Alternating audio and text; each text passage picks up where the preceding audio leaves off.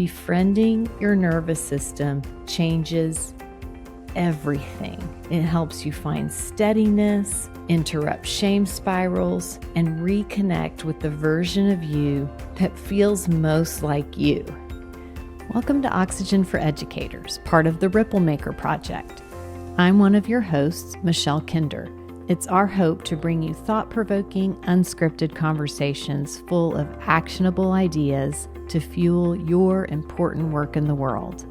Thanks for tuning in. This space is for you. Hi folks, I'm Michelle Kinder. Welcome back to our series, Radical Hope, Inner Work with a Ripple Effect. Today, we're diving into one of the most powerful practices I know, befriending your nervous system. If you've been feeling off, maybe more reactive, disconnected, or just not quite like yourself, you are not alone. The constant stressors in our world right now are exhausting. And whether you're craving relief or a way to show up with impact or both, understanding your nervous system can change everything. The nervous system is the on-ramp to radical hope. It's what allows us to respond with clarity and compassion and purpose, even in the face of chaos. And when we are stuck in dysregulation, everything is harder. Let me read you a poem called Cargo by Greg Kimura. It's a little long, but I think it's worth it. You enter life a ship laden with meaning, purpose, and gifts, sent to be delivered to a hungry world. And as much as the world needs your cargo, you need to give it away. Everything depends on this, but the world forgets its needs, and you forget your mission. And the ancestral maps used to guide you have become faded scrawls on the parchment of dead pharaohs. The cargo weighs you heavy the longer it is held, and spoilage becomes a risk. The ship sputters from port to port, and at each you ask, "Is this the way?"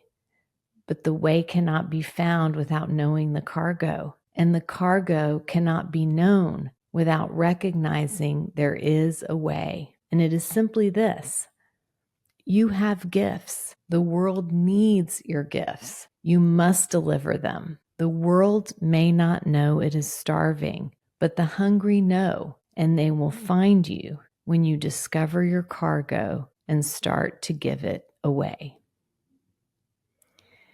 Here's the thing.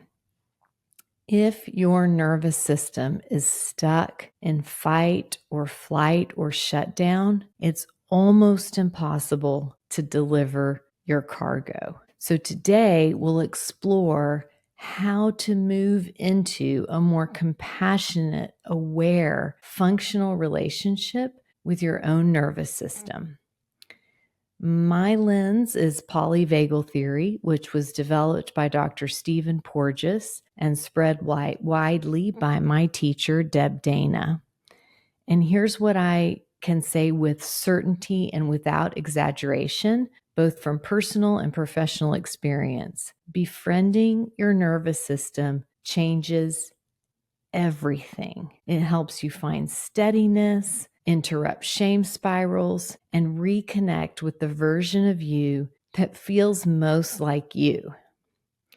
So let's take a few minutes to just break down the three main nervous system states using some of Deb Dana's best metaphors, life on the ladder. So picture a ladder leaning against a building. One of the bottom rungs is the shutdown state, also called dorsal vagal. This is the oldest part of our nervous system, and it takes over when our system decides that disappearing is the safest option. In this shutdown state, you might feel foggy, numb, hopeless, or frozen. You want to vanish, and it might look like literally not getting out of bed, but for many of us, it can be much more subtle, like ignoring texts or just going through the motions but being totally checked out. In this state, we are immobilized to stay safe. I use a red gummy bear to represent it when I'm doing trainings. So picture that little red gummy bear at the bottom of the ladder representing this dorsal vagal immobilized survival state of shutdown.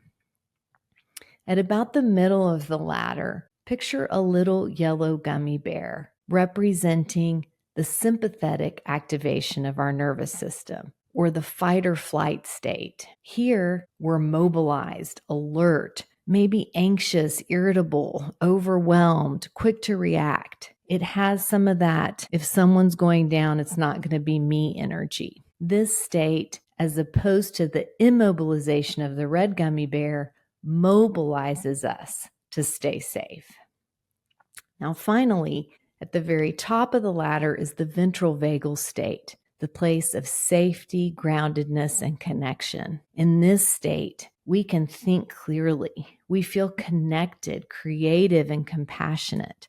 This is the state where we feel most like ourselves. This is the green gummy bear, and it's where we access our best thinking, our biggest hearts, and our boldest hope. The goal is not to get to green and stay there all the time. That is not the human experience. But we are wired to pass through red and yellow when there's true danger and then return to green. The current issue is that many of us are camping out in survival mode, and it is wearing us down. So here's the heart of the work. Number one, get to know your nervous system. Everybody's nervous system is unique. Number two, notice what moves you up and down the ladder.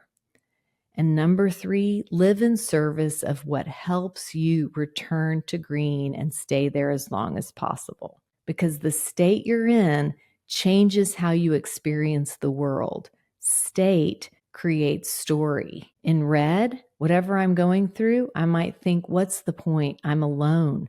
In yellow, this is a disaster. I have to fix it. In green, this is hard, but I'm not alone. We can figure this out. Same situation, different nervous system state, completely different narrative. So if you're telling yourself a hopeless story, check in. Ask, where am I on the ladder? What's the story I'm telling myself? What might be truer or kinder story? The world we live in is designed to keep us in red and yellow survival states. That feeling of manic or panic, that sense of being triggered and reactive or shut down. But radical hope lives in that safe and connected green gummy bear zone. That's where we reclaim courage, clarity, and connection. And by the way, this is a daily, lifelong practice. It's not a one-time fix. But the more we prioritize this work, the more space we make for our true gifts to surface. So as you move through this next week, consider reflecting on these questions. Where am I on the ladder right now? What do I notice helps me climb back to green? Do I make time for those things? And my favorite, what does my nervous system need right now? Next time, we'll explore what influences your movement on the ladder and how to find what Deb Dana calls glimmers, the subtle cues of safety that help us return to green. Until then, keep befriending your nervous system. It is one of the most radical and hopeful things that you can do, and it just might be the key to delivering your cargo. We'll see you next time.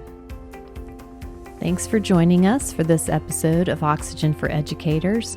Please like, share, and follow, and if inclined, leave us a 5-star review so that we can keep making content for you. Let us hear from you if you know someone we should interview or a topic we should cover.